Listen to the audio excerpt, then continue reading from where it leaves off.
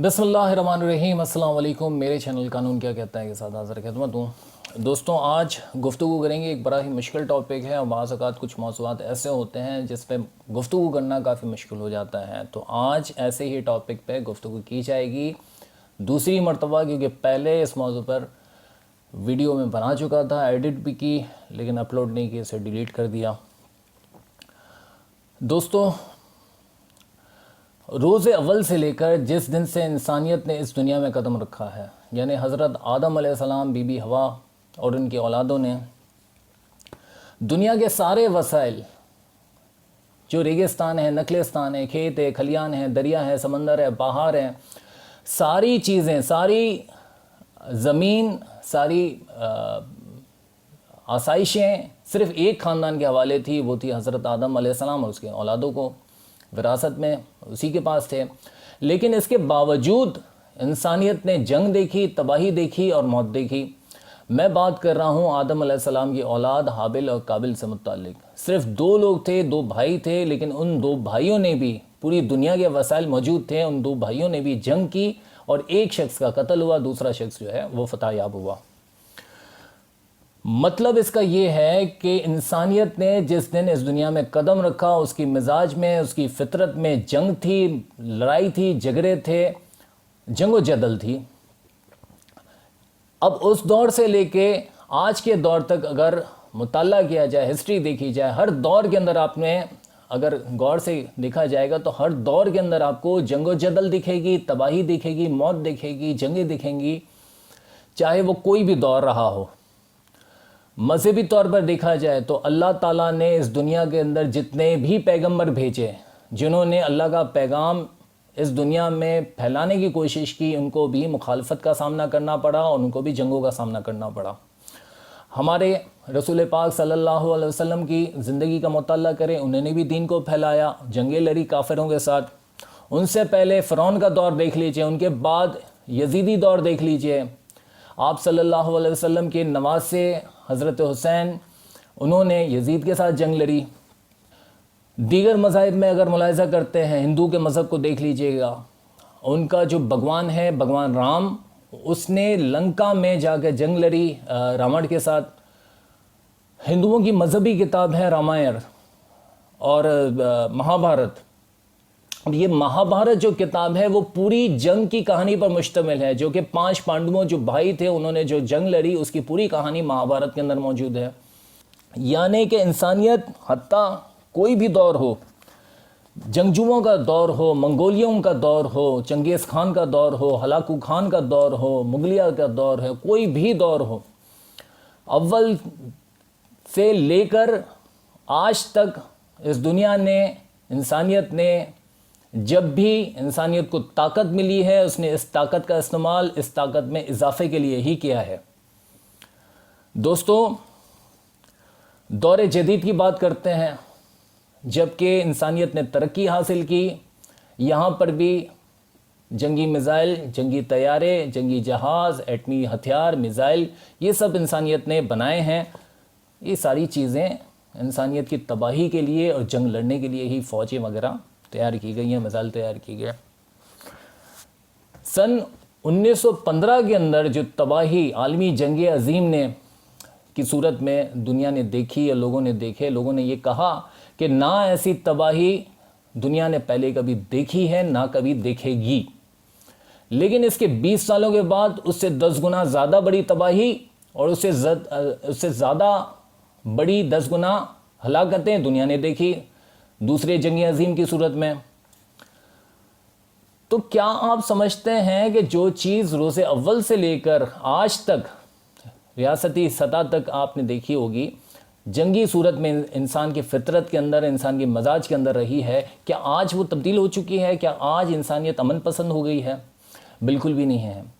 रियासती दौर के अंदर जहाँ रियासतों के पास असले हैं, फ़ौजें हैं, एटमी मिज़ाइल हैं, तैयारे हैं, जंगी जहाज़ हैं, हर चीज़ है, लेकिन जंग लड़ने का तरीक़ाकार अब रिवायती नहीं है। वो ट्रेडिशनल जंगें फ़ौजियों के साथ नहीं लड़ी जाती हैं। रियासतें इस सूरत से جو اقوام متحدہ ہے، UNO ہے، اس صورت سے پیچھے ہٹتی ہیں، دنیا کے سامنے اپنا چہرہ جو ہے وہ اچھا رکھتی ہیں. وہی چیز جو ذاتی زندگی کے اندر آپ دیکھ لیجئے، ہمارے درمیان جو رشتے ہیں، ہمارے درمیان جو تعلقات ہیں، ریلیٹیوز ہیں، ہم چہرے سے تو اچھے ہوتے ہیں، دوسروں سے اچھے طریقے سے ملتے ہیں، لیکن دل میں بغض ہوتا ہے، دل میں نفرت ہوتی ہے، دل میں حسد ہوتا ہے. وہی ریاستی سطح پر بھی لاگو ہوتا ہے. آج ریاستیں لڑتی تو ہیں، جنگ تو کرتی ہیں، لیکن پراکسی وار کی صورت میں. اب یہ پراکسی وار کیا ہے؟ آپ نے القاعدہ کا نام سنا ہوگا، داعش کا نام سنا ہوگا، طالبان کا نام سنا ہوگا، یا ان تنظیموں کے نام سے ملتے جلتے جو دوسرے نام ہیں ان کا نام سنا ہوگا. یہ دنیا کے اندر تباہیاں پھیلا رہی ہیں، جنگ لڑتی ہیں، دہشت گردی کرتی ہیں، موت پھیلاتی ہیں. اب یہ تنظیمیں کیا گلی کے نکر پہ بیٹھے ہوئے 4 گنڈوں نے بنائی ہے؟ دوستوں، یہ جو دہشت گردیں تنظیمیں ہیں پراکسی وار کی صورت میں جو لڑ رہی ہیں، ان کے پیچھے بڑی ریاستیں ہیں. ان کی جو فنڈنگ کی جاتی ہے، ان کو جو اسلحہ دیا جاتا ہے، ان کی جو ٹریننگ کی جاتی ہے، ان کے پیچھے یقینی طور پہ ریاستیں ہیں جو ان کو سب یہ طاقت مہیا کرتی ہیں، فنڈنگ کرتی ہیں. دوستو، اب میں اپنے اصل ٹاپک کی جانب آتا ہوں. یعنی جو ٹائٹل آپ نے دیکھ کے اس ویڈیو کو دیکھنے کا فیصلہ کیا ہوگا، ٹائٹل میرا تھا کووڈ اور اس کی ویکسینیشن سے متعلق، اور باتیں اب تک میں نے جو کی ہے وہ انسانیت کی جنگوں سے متعلق کی ہے. تو آپ یہ سوچیں گے کہ اس کا تو کوئی ربط ہی نہیں ہے. میں نے ٹائٹل ڈالا ہے کووڈ کا اور باتیں کی ہیں جنگوں کی. تو دوستوں، اس کا بالکل ربط ہے اور اس کا بالکل تعلق ہے، وہ میں آپ کو ابھی سمجھاتا ہوں.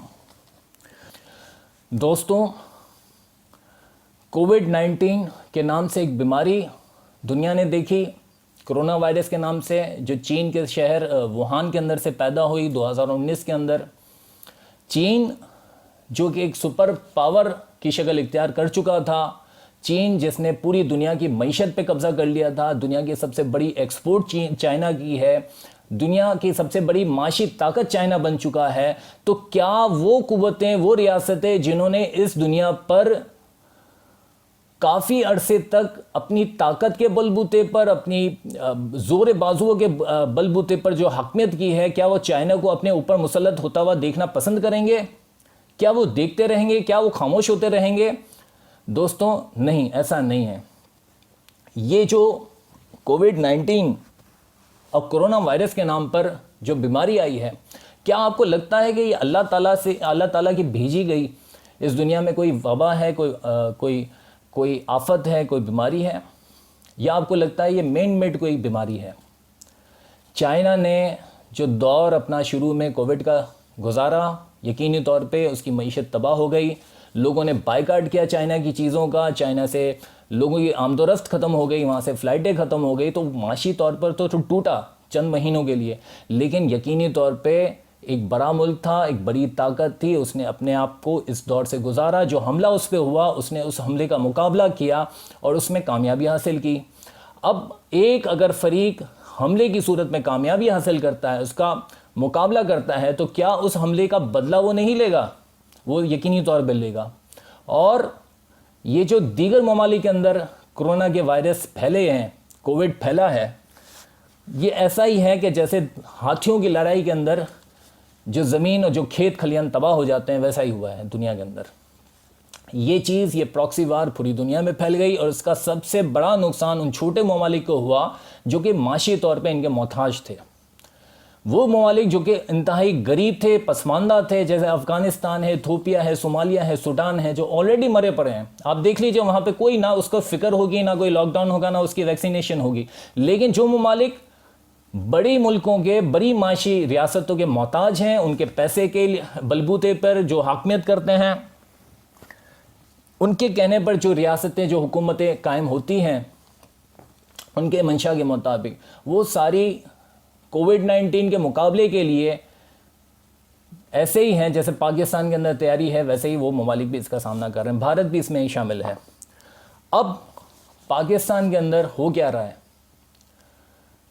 ہم یہاں پر جو میں نے اسٹڈی کی ہے، عوام کو کتے کے کاٹے کے انجیکشن نہیں میسر ہیں.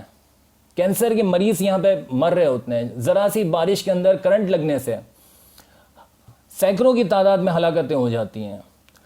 حکومت کو ان تمام ہلاکتوں کی پرواہ نہیں ہے، وہ مرنے دے گی، لیکن نہیں مرنے دے گی تو کووڈ-19 اور کرونا کی بیماری سے نہیں مرنے دے گی۔ لہٰذا ویکسینیشن ضروری ہے۔ آپ نے کہیں یہ چیز ملاحظہ کی ہے کہ آپ کی ویکسینیشن کسی ملک میں بھی ویکسینیشن نہ لگانے پر آپ کی موبائل کی سمیں بلاک کر دی جائیں، آپ کے شناختی کارڈ بلاک کر دیے جائیں، آپ کو نوکری سے نکال دیا جائے یا تنخواہیں روک دی جائیں؟ یہ صرف پاکستان میں کیوں ہو رہا ہے؟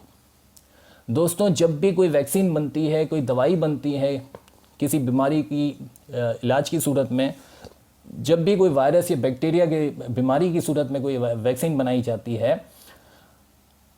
پہلے اس پہ تجربات کیے جاتے ہیں، کیونکہ اینٹی باڈیز ہوتی ہیں اور ڈیڈ سیل کو لے کر اس کو کیمیکل لیبارٹریز کے اندر اس کی ویکسینیشن تیار کی جاتی ہے۔ پہلے اس کو تجربات کے مراحل سے گزارا جاتا ہے، اس کو ریٹس پر، بندروں پر، جانوروں پر دیکھا جاتا ہے کہ اس سے سائیڈ ایفیکٹس کیا ہیں، اور یہ تحقیق، یہ ڈیٹا سالوں پر محیط ہوتا ہے، 5 سال، 10 سال، 8 سال، 12 سال کی تحقیق کے بعد پھر اس کو انسانیت کے اوپر اپلائی کیا جاتا ہے۔